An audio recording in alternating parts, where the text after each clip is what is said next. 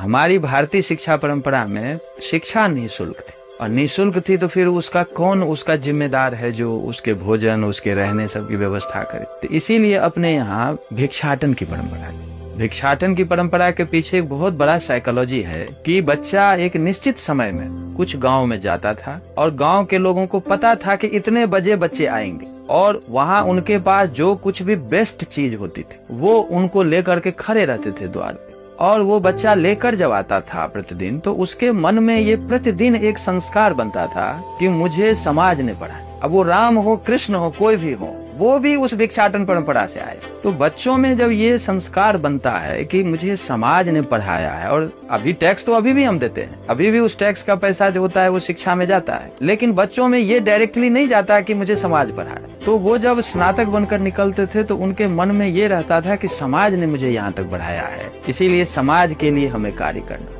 आज जो हम थोड़ा प्रोफेशनल बनाते जा रहे हैं कि ये हम इतनी फीस पहले से तय कर देते हैं, तो जो व्यक्ति इतनी फी देके वो जैसे भी हो, उसके पास हो या कर्ज लेकर करे, लोन की हम बात कर रहे हैं कि हम लोन देंगे तुम पढ़ो, तो वो जो पढ़ के निकलेगा वो समाज उसके सामने नहीं है, उसके सामने वो लोन में लिया हुआ पैसा है, उसके सामने वो पूरी फीस है कि इतनी फीस मैंने चुकाई है और इसका मुझे आगे जो भी है वो उसका चक्रवृद्धि ब्याज समेत हमें लेना है।